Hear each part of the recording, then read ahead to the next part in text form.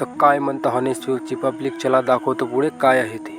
हे ब्रह्मास्त्र. माझी आई ज्यावर स्वयंपाक करते ते बिघडले होते, पण आमच्या गाडीला भूक लागली होती तर तिला आम्ही दूध पाजले.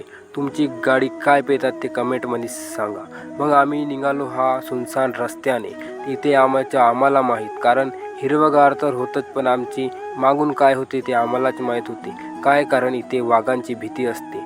मग काय, थोड्याच वेळात पोचलो उमरेडामध्ये. कुठे जावं, काय जावं, कसं करावं काही कळेना. तर मग काय, आम्ही एका दुकानाचा शोध लावला. तिथे गेलो तर कार कुत्र्यानं भुरी माझ्यावर पण नव्हती. माझ्या ब्रह्मास्त्राचं काय होईन म्हटलं. मग गेलो ITIच्या रस्त्याने. मग काय करावं, ITIत जाऊन तर आदित भाईला भेटावं म्हटलं. आदित भाई वगैरे आले आणि त्यांच्यासोबत भेटलो, बोललो. मग आम्हाला लागली होती खूप ताण. तर वर्कशॉपकडे जाऊन बघितलं तर मग काय, इकडे खूप साऱ्या गाड्या होत्या. ITIतले पुलं येत होते. मग आम्ही जल वगैरे पिलं आणि मस्त खूप हिरवगार असते झाडझुडपं होती, त्याचा व्हिडिओ पण घेऊन टाकला. तर मग काय, इकडे आल्यावरती गर्र काकाजी घुमत होती.